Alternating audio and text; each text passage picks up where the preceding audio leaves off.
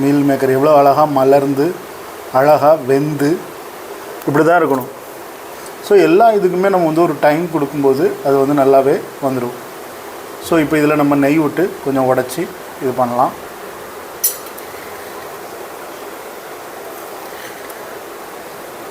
இருக்கிறேன். அப்புறம் இது வந்து பன்னீர் வேர்க்கடலை. ஸோ இது வந்து மீல் மேக்கர் பிரியாணி. ஸோ இந்த எல்லாமே வந்து ஒரு best combination, healthy richest food.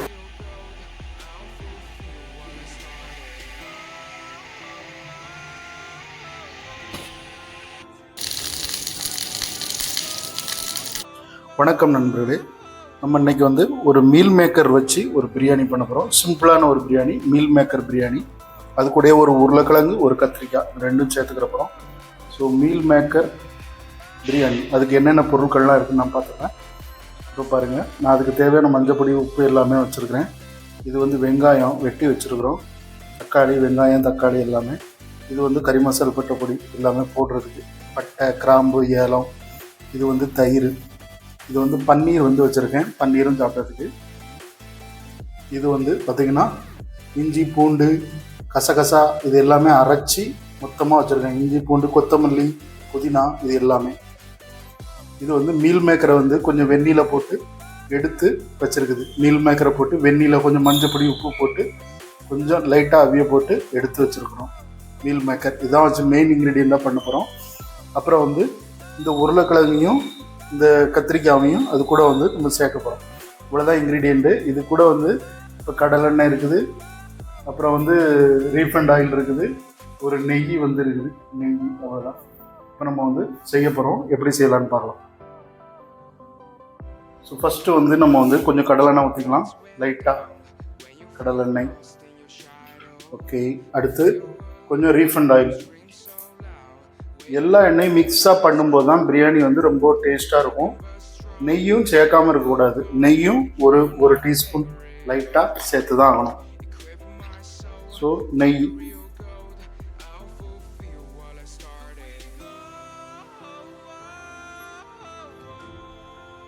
So நெய்யும் சேர்த்தாச்சு, எல்லாமே சேர்த்தாச்சு.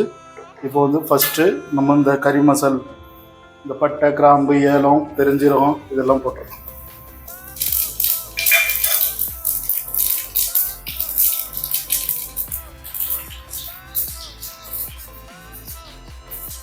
என்றைக்குமே ஒரு மீடியமான தீயில வச்சு செய்யும்போது நல்லாயிருக்கும், கருகிடக்கூடாது. இப்போ வந்து நம்ம கொஞ்சம் லைட்டாக கருகின மாதிரி இருக்குது. நம்ம இப்போ வந்து வெங்காயம் போட்டுருக்கோம்.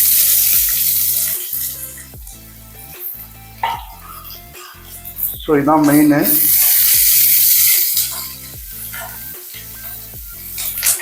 வெங்காயம் வந்து நம்ம எவ்வளோ நேரம் வேக விட போகிறோம். வெங்காயத்தை வந்து ரொம்ப நேரம் வேக விடணும், அதுதான் வந்து மெயின். வெங்காயம் வந்து கோல்டன் ப்ரௌன் கலர் ஆகணும். கோல்டன் ப்ரௌன் ஆன பிறகு தான் அடுத்தடுத்த ப்ராசஸ்க்குள்ளேயே நம்ம இறங்கணும்.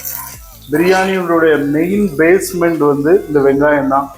இந்த வெங்காயம் வந்து எவ்வளோ தூரம் வந்து பொன்னிறமாக ஆகுதோ அது வரைக்கும் தான் வந்து இந்த பிரியாணியுடைய டேஸ்ட் வந்து இருக்குது. அது கூட மசாலா சேர்றது எல்லாமே. ஸோ பச்சையாக வந்து போட்டுறக்கூடாது.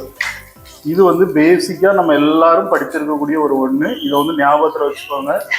என்றைக்குமே ஆனியன் வந்து நல்ல கோல்டன் ப்ரௌன் ஆன பிறகு தான் வந்து மற்ற மசாலாக்கள்லாம் போடணும். ஸோ கொஞ்சம் நேரம் நம்ம அப்படியே விட்டுறலாம். ஆனால் நிறைய பெரிய பெரிய ஹோட்டலெல்லாம் வந்து என்ன பண்ணுவாங்கன்னா, பெரிய 5 ஸ்டார் ஹோட்டலு இல்லை கொஞ்சம் ஒரு 4 ஸ்டார் ஹோட்டல்லே வந்து மொத்தமாக ஆனியனை வந்து ஃப்ரை பண்ணி எடுத்து வச்சுக்குவாங்க. ஸோ இதுக்கு தனியாக ஃப்ரை பண்ணாமல் சமைக்கிற நேரத்தில் அப்படியே போட்டு சமைச்சிருவாங்க. ஸோ அதான் ஈஸியாக இருக்கும். ஃப்ரை பண்ணியிருப்பாங்க, பெரிய டீப் ஃப்ரை பண்ணி கிட்டத்தட்ட ஒரு கோல்டன் கலரில் அப்படி கரிஞ்சு அப்படி தொட்டால் வந்து நொடிஞ்சு போகிற மாதிரி இருக்கும் அந்த வெங்காயம். ஸோ அந்த மாதிரி பண்ணி வச்சுருப்பாங்க. ஸோ நம்ம வந்து அந்த மாதிரி பண்ண தேவையில்லை. நம்ம வந்து ஓரளவு ஒரு கோல்டன் ப்ரௌன் கலருக்கு வந்தால் போதும், நம்ம வந்து போட்டுடலாம். ஏன்னா அப்போ தான் வந்து ஒரு ரிச் டேஸ்ட் வந்து அந்த பிரியாணியில் வந்து கிடைக்கும். ஸோ ஆனியன் வந்து மஸ்ட்டு. அதை வந்து நம்ம எப்படி ஃப்ரை பண்ணுறோம் அப்படிங்கிறதுக்கு பிரியாணியில் ஒரு முதல் பாடம் வந்து ஆனியனை நம்ம எப்படி ஃப்ரை பண்ணுறோம் அப்படின்னு.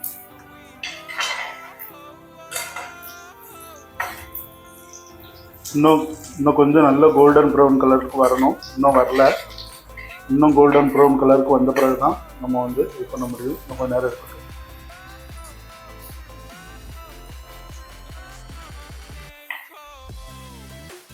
ஸோ இப்போ வந்து அந்த ஸ்டேஜ் வந்து வர ஆரம்பிச்சிருச்சு. ஸோ இப்போ வந்து நம்ம என்ன பண்ணிடலாம், இஞ்சி பூண்டு கொத்தமல்லி புதினா இதெல்லாம் அரைச்சி வச்சுருக்கோம். கசகசா, இஞ்சி பூண்டு கொத்தமல்லி புதினா கசகசா இதை அப்படியே நம்ம உள்ளே போட்டுடலாம்.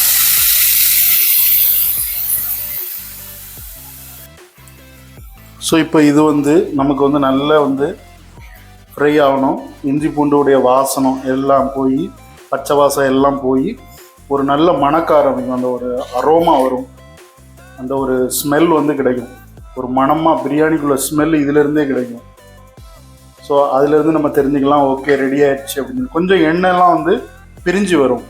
பிரிஞ்சு வரும்போது நம்ம வந்து அடுத்த ப்ராசஸ் தக்காளி இது எல்லாமே நம்ம வந்து தட்டிடலாம். தக்காளி, தயிர் இந்த மாதிரி எல்லா பொருளையுமே போட்டுடலாம். ஸோ பிரியாணிக்கு வந்து ரொம்ப மெயின் வந்து விஷயம் வந்து எந்த விஷயத்தை எப்போ ஆட் பண்ணுறோம் அப்படிங்கிறது தான்.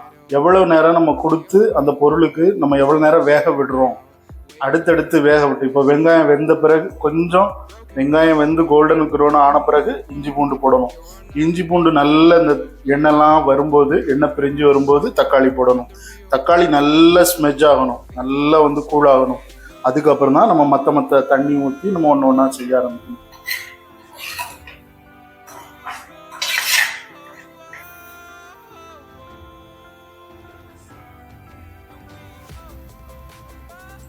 நான் வந்து எப்போவுமே வந்து கொத்தமல்லி, புதினா, இஞ்சி பூண்டு இதெல்லாம் ஒன்றாவே போட்டுருவேன். ஏன்னா நமக்கு டைம் மிச்சமாகும் ஒன்று ஒன்றா போடுறதுன்னா.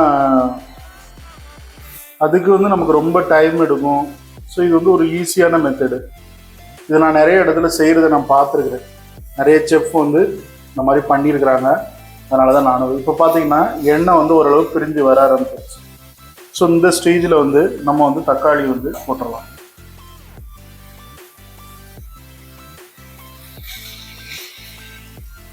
நான் வந்து ஒரு 1.5 தக்காளி தான் வச்சுருக்கிறேன், ரொம்ப இல்லை.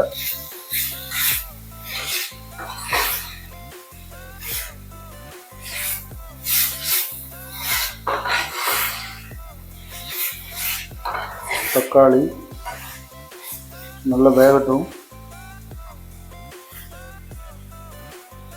இங்கே வந்து நமக்கு கரண்ட் போய்கிட்டே தான் இருக்கும். தக்காளி வந்து இன்னும் கொஞ்சம் நல்லா வேகணும். நல்லா வந்து வசிஞ்சு வரும்போது நம்ம தயிர் எல்லாமே போட்டுடலாம். ஸோ இந்த ஸ்டேஜில் வந்து நம்ம கொஞ்சம் தண்ணி போடுறதுக்கு பதில் நம்ம கொஞ்சம் தயிரை ஊற்றிடலாம். தயிரை ஊற்றிட்டு அது கூடயே வந்து நம்ம எல்லா கறி மசால் போட்ட பொடியெல்லாம் போட்டுடலாம். அவ்வளோதான். தயிர் வந்து லைட்டாக போடணும், ரொம்ப இல்லை. இப்போ இந்த இதில் வந்து நம்ம எல்லா பொடியும் வச்சுருக்குறோம். மஞ்சள் பொடி, மிளகாத்த பொடி, கொத்தமல்லி பொடி.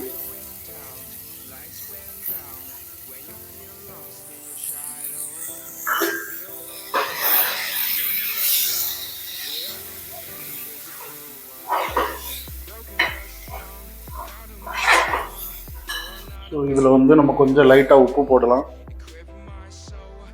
உப்பு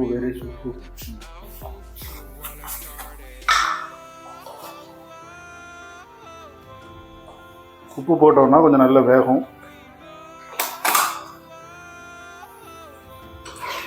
என்றைக்குமே வந்து இந்த தக்காளி வந்து வேகிறதுக்கு ரொம்ப நேரம் எடுக்கும். அதுவும் இந்த நாட்டு தக்காளின்னா ஓகே, இந்த தக்காளி வேகிறதுக்கு எப்போவுமே நேரம் எடுக்க தான் செய்யும். இது ஒன்றும் பண்ண முடியாது. நம்ம அதுக்கு கொஞ்சம் டைம் கொடுத்து தான் ஆகணும், நிறைய டைம் கொடுக்கணும். ஸோ லைட்டாக கொஞ்சோண்டு தண்ணி ஊற்றிக்கலாம். ஏன்னா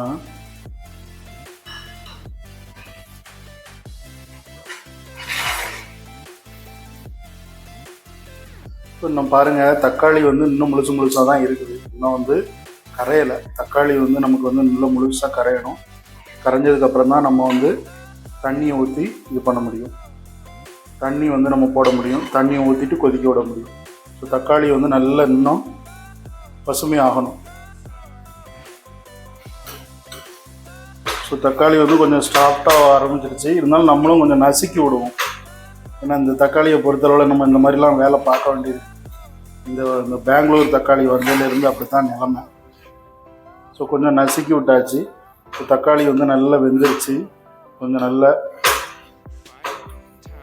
அது வந்து நல்லா உடஞ்சா போதும் தக்காளி. ஏன்னா உடையாமல் முழுசாக இருந்ததுன்னா அந்த டேஸ்ட் வந்து நமக்கு கிடைக்காது. முழு டேஸ்ட்டு கிடைக்கணும். இந்த மசாலாவோட ஊறி தக்காளிக்குன்னு ஒரு டேஸ்ட் இருக்குது. அந்த டேஸ்ட் வந்து கிடைக்காது. அப்புறம்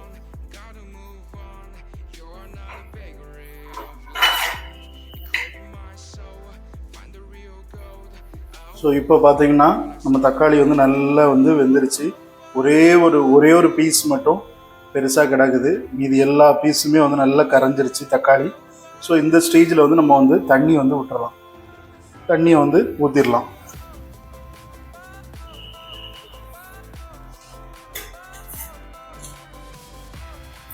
இது வந்து பார்த்தீங்கன்னா பாஸ்மதி அரிசி 1 கிளாஸ் அரிசி 1 ஸ்பூன் சும்மா சிறுபருப்பு வந்து சும்மா 1 ஸ்பூன் போட்டோம்னா டேஸ்ட் நல்லாயிருக்கும்.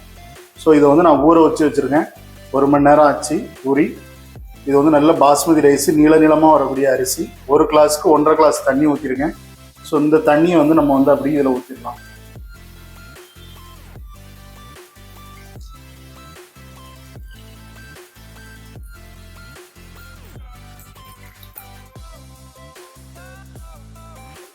ஸோ நல்லா கொதிக்க விடுவோம். கொதித்த பிறகு அரிசியை போடலாம். அரிசியை போட்டுட்டு கொஞ்ச நேரத்தில் தம் போட்டு எடுக்க வேண்டியதுதான்.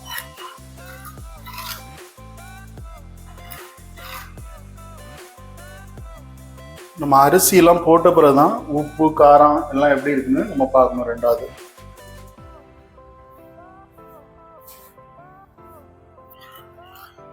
ஸோ என்றைக்குமே வந்து ஒரு கலர் வந்து வந்துடும். எல்லா சமையலுக்குமே கலர் வரும். அதுலேயும் இந்த பிரியாணிக்கு வந்து இந்த கரெக்டாக அந்த ஒரு டெக்ஸ்சரோட கூடிய ஒரு கலர் வந்து வந்துடும். ஸோ இந்த கலர் வந்தால் தான் பிரியாணி வந்து நல்லா வரப்போகுது அப்படிங்கிற ஒரு அர்த்தமாக இருக்கும். பாருங்கள், நல்ல ஸ்ட்ரக்சராக கூடி ஒரு ஒரு க்ளோயிங் கலர், அதாவது வந்து மினுமினுக்கிற ஒரு கலர் வந்து வந்துடும். ஸோ இதுதான் வந்து பிரியாணிக்கான ஒரு நல்ல அமைப்பு. ஸோ நம்ம வந்து இன்றைக்கி வந்து மீல் மேக்கர் பிரியாணி வந்து பண்ணிக்கிட்டு இருக்கோம். ஸோ நார்மலாக எல்லா இதுலேயும் நம்மகிட்ட என்ன காய்கறி இருக்கோ அதை வச்சு நம்ம மீல் பிரியாணி பண்ணலாம். இப்போது நான்வெஜ் பிரியர்களுக்கு சிக்கன், மட்டன் அந்த மாதிரி இருக்குது. நமக்கு வந்து என்னதுன்னாலும் பண்ணலாம். ஆப்ஷன்லாம் கிடையாது. ஸோ மெயினாக வந்து கத்திரிக்காயில் பண்ணலாம். ஸோ பன்னீரில் பண்ணலாம், மீல் மேக்கரில் பண்ணலாம், உருளைக்கிழங்குல பண்ணலாம். நிறைய ஆப்ஷன் இருக்குது. கோடி ஆப்ஷன் இருக்குது. நிறைய பேர் வந்து அப்புறம் வந்து இந்த பயிர் வகைகளை வச்சு கூட பிரியாணி பண்ணுறாங்க. அது கூட நல்லதாக இருக்கும். ஸோ அது கூட நம்ம ஒரு நாள் ட்ரை பண்ணலாம். மொச்சை பிரியாணி பண்ணுறாங்க. ஸோ விதவிதமாக பண்ணலாம். ஸோ நல்லா கொதிக்கட்டும். கொதித்த பிறகு நம்ம வந்து இது பண்ண ஆரம்பிச்சிடலாம். ஸோ நல்லா கொதிக்க ஆரம்பிச்சிருச்சு. ஸோ இந்த ஸ்டேஜில் வந்து நம்ம வந்து ரைஸை வந்து போட்டுடலாம்.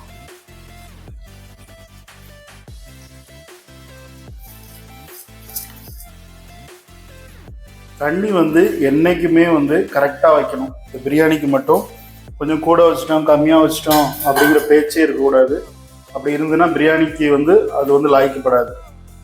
நம்ம வந்து தண்ணி தான் வந்து ரொம்ப கரெக்டாக வைக்கணும். தண்ணி வந்து பார்த்திங்கன்னா 1 கிளாஸுக்கு 1.5 கிளாஸ், இந்த மாதிரி பாஸ்மதி ரைஸுக்கு எல்லாத்துக்குமே. இப்போ நிறைய பேர் ஜீரக சம்பாவுக்கு வந்து 1க்கு 1.5 வைக்கிறாங்க. ஒரு சிலர் வந்து 1க்கு 1 கூட வைக்கிறாங்க, 1க்கு 2 கூட வைக்கிறாங்க. ஸோ அது வந்து ஓகேவாக இருக்கலாம் பெரிய ஜீரக சம்பாக்கு. ஆனால் இந்த பாஸ்மதியை பொறுத்தளோட நமக்கு 1க்கு 1.5 தான். இதுதான் வந்து கணக்கு. சரி, இந்த டைமில் வந்து நம்ம வந்து உப்பு பார்த்துடலாம், காரம் எல்லாமே பார்ப்போம் எப்படி இருக்குன்னு. உப்பு எல்லாமே கரெக்டாக இருக்குது. ஸோ நம்ம வந்து கொஞ்சோண்டு பிரியாணி மசாலா, நான் இது போன வாட்டியும் சேர்த்துருந்தேன். ஸோ இந்த பிரியாணி மசாலா வந்து ரொம்ப நல்ல வாசமாக இருக்கும். நம்ம என்றைக்குமே வந்து பிரியாணி பண்ண போகிறோன்னா நம்ம எவ்வளோதான் மசாலா சேர்த்தாலும் ஒரு சின்ன ஸ்பூன் மாதிரி இந்த கடை பொடியை வந்து போட்டோம்னா நல்லாயிருக்கும்.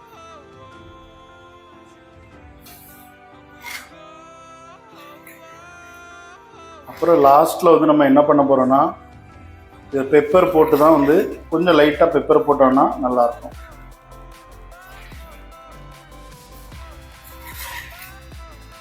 நம்ம வந்து தம் போடணும் லாஸ்ட்டில். ஸோ இது வந்து இப்போ வந்து ஒரு ரைட் ஸ்டேஜாக இருக்குது. நம்ம வந்து என்ன பண்ணிடலாம், நம்ம வச்சுருக்கக்கூடிய அந்த மீல் மேக்கர், ஏன்னா நம்ம ஃபஸ்ட்டே ஏன் போடலைன்னா உடஞ்சிரும், எல்லாமே உடஞ்சி தூள் தூளாக போயிடும். ஸோ அதனால தான் இப்போ போடுறோம். அதே மாதிரி கத்திரிக்காய், கொஞ்சம் ஒரு உருளைக்கிழங்கு வச்சுருக்கோம், அதையும் வந்து இது கூட ஆட் பண்ணிடலாம். ஆட் பண்ணிவிட்டு ஒரு மிக்ஸ் வெல் கொடுத்துக்கலாம். நமக்கு வந்து லாஸ்ட்டில் தம் போடுறதுக்கு மட்டும்தான் இந்த இது வந்து பண்ணணும். நம்ம முதல்ல போட்டோம் கத்திரிக்காய், உருளைக்கிழங்கு, இந்த மீல் மேக்கர்லாம் முதல்ல போட்டோம்னா அது வந்து உடஞ்சி கூழ் கூழாக காணாமல் போயிடும். ஸோ இப்போ வந்து மசாலா சேருமானா கண்டிப்பாக சேரும், தம் போட்டான்னா சேர்ந்துடும்.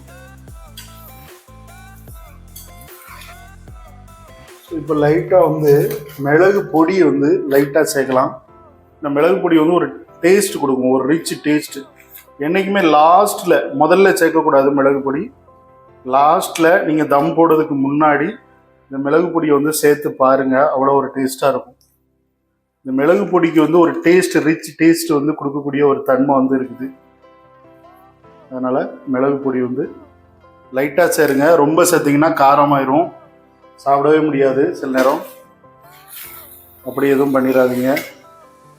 அப்புறம் மணிகண்டன் தான் சொன்னான் அப்படின்னு வந்துடக்கூடாது.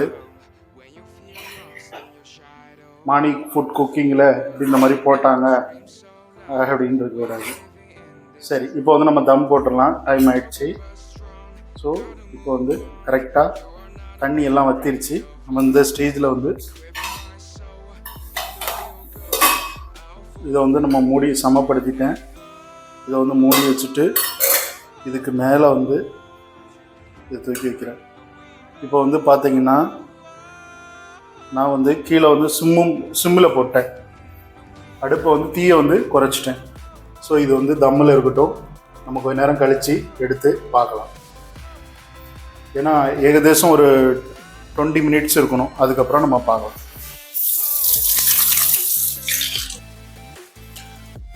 நம்ம வந்து இந்த தம் ரெடி ஆகிறதுக்குள்ளே நம்ம வந்து இந்த பன்னீர் வந்து ரெடி பண்ணிடலாம்.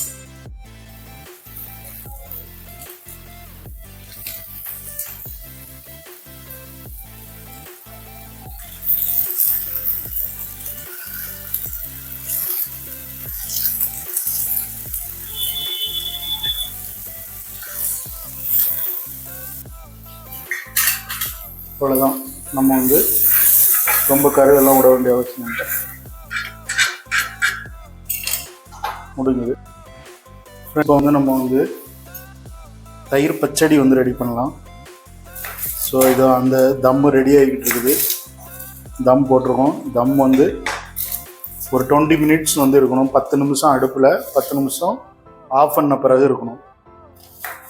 ஸோ இப்போ வந்து தம் ரெடி ஆகிட்டு இருக்கு. அந்த சமயத்துலேயே வந்து நம்ம வந்து இந்த தயிர் பச்சடி வந்து ரெடி பண்ணிடுவோம். என்றைக்குமே பிரியாணிக்கு வந்து தயிர் பச்சடிக்கு வந்து வெள்ளரிக்காய் கூட சேர்க்கலாம். வெள்ளரிக்காய், வெங்காயம் இந்த மாதிரி சேர்த்து கூட பண்ணலாம். நிறைய பேர் வந்து ஆப்பிள், நான் வந்து சில நேரம் ஆப்பிள் வந்து கட் பண்ணி அதை தயிரில் போட்டு மிளகு பொடி போட்டு சாப்பிடுவேன், நல்லாயிருக்கும். ஸோ யார் யாருக்கு எப்படி எப்படி பிரியமோ அப்படி இப்படி செய்யுங்க. நிறைய பேர் என்னெல்லாமோ போடுவாங்க தயிர் பச்சடிக்கு, வந்து மாதுளை பழம் அப்படி இப்படிலாம் போடுவாங்க. அது ஒவ்வொருத்தருடைய விருப்பம். நம்மகிட்ட என்ன பொருள் அவைலபிலிட்டி இருக்குது அப்படிங்கிறத பார்த்து நம்ம வந்து செய்யக்கூடிய விஷயமா இருக்கும். தயிர் வந்து என்றைக்குமே வந்து ஓவராக புளிச்ச மாதிரி இருக்கக்கூடாது. ஓவராக புளிச்சிட்டுனா அதை வந்து நீங்கள் யூஸ் பண்ணும்போது கொஞ்சம் ஜீனி சேர்த்துக்கணும், கொஞ்சமாக. நான் ஜீனி சேர்க்காமல் நீங்கள் பாட்டுக்கு செஞ்சீங்க அப்படின்னா வந்து ரொம்ப புளிப்பாக இருக்கும். அதை யாரும் விரும்ப கூட மாட்டாங்க, அப்புறம் தொட கூட மாட்டாங்க. ஸோ மெயின் வந்து அதை வந்து பார்த்துக்கணும்.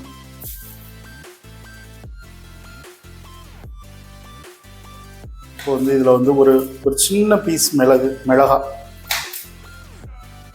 ஒரு பேருக்கு, இந்த வாசமாக இருக்கும். பச்சை மிளகானாலே ஒரு வாசம் இருக்கும், அவ்வளோதான். இந்த வாசத்துக்காண்டி இதில் வந்து போட்டுக்கிட்டோம். ஸோ லைட்டாக வந்து உப்பு, கொஞ்சமாக வந்து காயம் இந்த காயம் காலிட்டா கொஞ்சோண்டு காயம், சும்மா ஒரு பேருக்கு. காயம் ஏன் சேர்க்கணும் அப்படின்னா வந்து இந்த இவ்வளோ பொருள் நம்ம சாப்பிடும்போது அதில் வந்து இதாக இருக்கும். சரி, நம்ம இப்போ வந்து லைட்டாக வந்து சீனி சேர்ப்போம். நான் சீனி எடுத்துகிட்டு வரேன். ஒரு பிஞ்சு தான் சீனி வந்து சேர்க்குறேன், அவ்வளோதான். ஸோ இது எல்லாமே போட்டு முதல்ல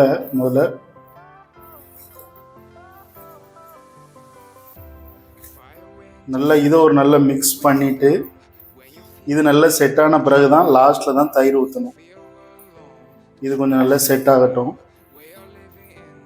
சில நேரம் வந்து இதிலேருந்து கொஞ்சம் தண்ணி வரும். அந்த தண்ணியை நம்ம தூர விட்டுட்டு எறுத்துட்டு நம்ம வந்து அதுக்கப்புறம் தயிர் சேர்த்தனாலும் டேஸ்ட்டாக இருக்கும். ஆனால் தண்ணி வந்து நிறைய இடத்துல நிறைய நேரம் வராது, நிறைய நேரம் வரும். இது ஒவ்வொரு நாளாக பொறுத்து இருக்குது. தண்ணி வந்து இந்த வெங்காயத்திலேருந்து வரக்கூடிய தண்ணி.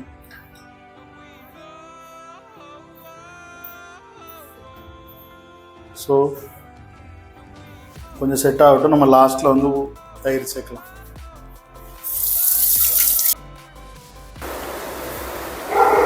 நண்பர்களே, நம்ம வந்து இப்போ வந்து தம் வந்து எடுக்கலாம்.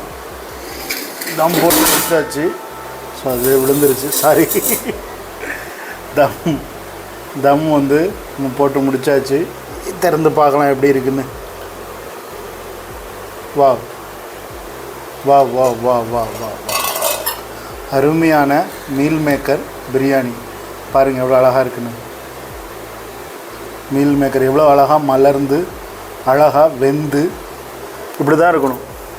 ஸோ எல்லா இதுக்குமே நம்ம வந்து ஒரு டைம் கொடுக்கும்போது அது வந்து நல்லாவே வந்துடும். ஸோ இப்போ இதில் நம்ம நெய் விட்டு கொஞ்சம் உடச்சி இது பண்ணலாம்.